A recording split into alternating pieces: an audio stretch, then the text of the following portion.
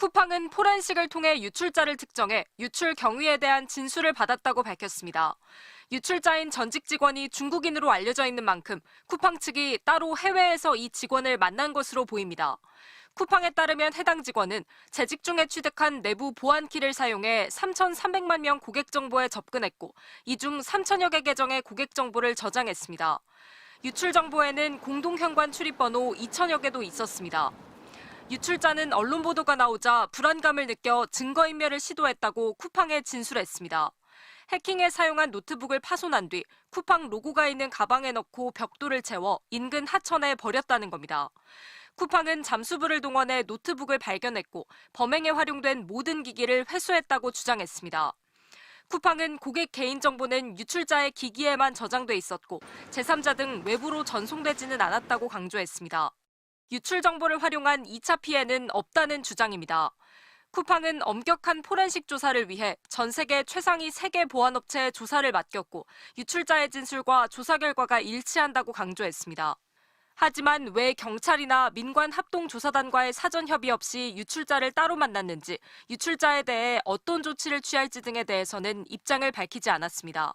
이에 대해 과학기술정보통신부는 조사 중인 사안을 일방적으로 발표한 것에 대해 쿠팡에 항의했다며 쿠팡의 주장은 민관합동조사단에 의해 확인되지 않은 것이라고 밝혔습니다. MBC 뉴스 송재원입니다. 성탄절 휴일인 오늘 오후 4시 서울 모처에서 쿠팡 사태 관련 범정부 대책회의가 긴급 개최됐습니다. 과기부, 외교부, 공정위, 개인정보위, 박미통위, 금융위 등 관계부처의 장관급 인사들이 대거 참석했습니다. 김용범 정책실장이 전날 긴급 소집하면서 열리게 된 회의는 2시간가량 비공개로 진행됐는데 쿠팡을 둘러싼 각종 현안들이 테이블에 올랐습니다. 쿠팡 경영진 처벌과 제재 방안, 소비자 피해 구제책 등을 포함한 개인정보보호 대책 등이 집중 논의됐습니다. 쿠팡 경영진이 미국 기업임을 방패 삼아 정부와 국회 요구를 회피하는 데 따른 대응과 최근 불거진 쿠팡의 미국 정관계 인사로비 의혹도 논의한 것으로 전해졌습니다. 또 과기부 범부처 TF를 2차관에서 과기부 총리 주재로 확대 운영하고 플랫폼 기업에 대한 근본적인 제도 개선 방안을 마련하기로 했습니다. 성탄절 긴급회의는 이재명 대통령의 강한 의지가 반영된 걸로 보입니다.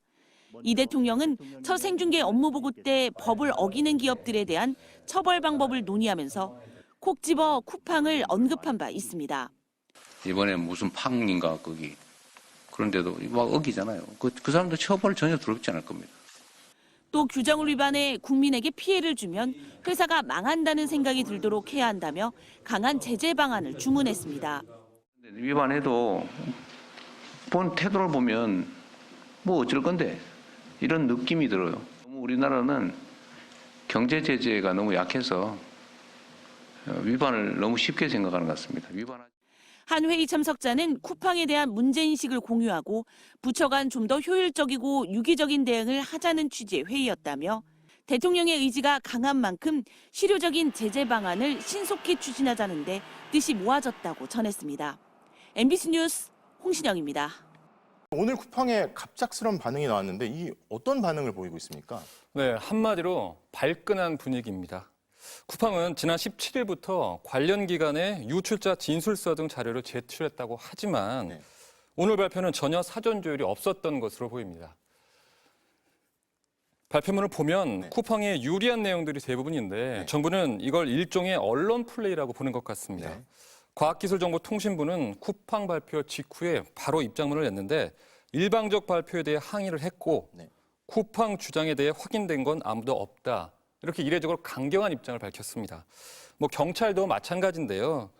처음에 쿠팡이 발표했을 때 제가 취재를 해보니까 수사 대상이 왜 마음대로 수사를 하고 있냐 이런 분위기였거든요. 네, 수사 대상이 수사를 하고 있다. 이후에 입장문을 냈는데 지난 21일에 쿠팡 측으로부터 피의자 진술서와 노트북 등 증거물을 제출받았다. 그런데 쿠팡 측 주장이 사실인지 여부를 철저하게 확인하고 있다. 이런 공식 일정을 밝혔습니다. 발끈하는 것도 감정적으로 당연하지만 진짜 문제는 이게 셀프 조사 과정에서 진술, 증거물 모두 오염됐을 가능성도 배제할 수 없다는 거잖아요. 자, 그런데 쿠팡 발표문을 보면 유출된 정보가 3,300만 명뿐이 아니라 3,000명? 그리고 2차 피해 없었다라고 하는데 이걸 믿을 수 있겠습니까? 전문가들에게 저희가 질의를 좀 해봤는데요. 네. 대부분이 믿기 어렵다. 네. 이런 대답이 대부분이었고요. 네. 일단 쿠팡이 유출자로 자신들이 지목한 전직 직원을 직접 조사했다는 건데 네. 유출에 가장 큰 책임이 있는 건 쿠팡이거든요. 그런데 그런 쿠팡이 이런 조사를 하는 게 과연 타당한지 그렇죠. 또 그리고 그 조사를 제대로 할 수 있었는지가 의문입니다. 네. 쿠팡 입장에서는 책임을 최소화하기 위해서 유출자 말을 맞춘다거나 증거를 조작했을 가능성을 배제할 수 없다는 네. 거죠. 쿠팡 발표문에서 이 부분을 강조를 했습니다. 제3자에 대한 전성이 없었다. 네. 그러니까 또 다른 외부 유출이 없었다는 건데 현재 쿠팡에서 자신도 모르는 무단 결제가 이루어져서 네. 피해자가 나오고 있다. 이런 2차 피해 가능성이 제기가 되고 있거든요. 그렇죠. 쿠팡 입장에서는 이게 네. 사실 가장 두려운 대목입니다. 네. 이것 때문인지 강제 조사 권한도 없는 쿠팡이 유출자의 진술과 또 그 유출자가 자신에서 제출한 증거만으로 내린 결론을 마치 이제 공식력 있는 기관이 내린 조사 결과인 것처럼 발표하는 것은 상당한 문제가 있다. 이런 지적이 나오는 겁니다. 그 셀프 조사를 했으니까 이게 제3자에게 전송한 게 없었던 건지 지워진 건지 뭐 지금 알 수가 없잖아요. 그래서 사실 이렇게 대놓고 좀 한국 정부를 무시하는 듯한 행태라고 할까요? 패싱 발표라고 볼 수 있을 것 같은데 뭔가 다른 의도가 정말 있는 건가 싶기도 합니다. 왜 이런 식으로 발표를 한 건가요? 뭐 출발은 사실 정보 유출 사태였잖아요. 네. 그런데 그 전에 그 과거에 이제 노동자 사망 사고 대처 등 그런 문제점들이 뭐 이번 사태를 계기로 본물처럼 터져나고 있는 상황입니다. 네. 뭐 김범석 의장의 형사처벌까지도 언급이 되고 있고요. 그렇죠. 여기에 이제 국세청의 세무조사 또 영업정지 검토 뭐 이런 범정부 차원의 쿠팡 대책도 논의가 되고 있어요. 네. 이런 상황에서 쿠팡 측이 뭔가 여론을 자신들에게 뭐 유리하게 만들어보려는 의도가 있는 것 같다. 네. 이런 분석들이 나오고 있고요. 또 발표문을 자세히 보면 쿠팡이 의도적으로 피해 사실을 최소화하려는 것으로 엿보이는데 네. 이건 뭐 민영사상 책임을 어떻게든 줄여보려 한다. 뭐 이런 의도를 읽힙니다. 자, 여론을 유리하게 가져간다. 자, 이렇게 하면 뭐 책임이 줄 거라고 생각하는가 싶기도 하네요. 그리고 뭐 한국 정부가 어차피 못 찾을 거다. 뭐 이런 생각도 있는 것 같기도 하고. 근데 이번에도 사실 발표문 달랑 한 장만 있고 자세한 내용은 없고 증거는 물론이고 뭐 향후 대책이나 배상 문제 그리고 김범석 의장 얘기는 전혀 없잖아요. 맞습니다. 오늘 발표문을 보면 이 허술한 보안에 대한 대책은 아예 언급이 없습니다. 네. 여기에 이제 피해자 보상 문제에 대해서도 조만간 발표할 예정이다. 이 한 줄만 달랑 들어가 있고요. 네.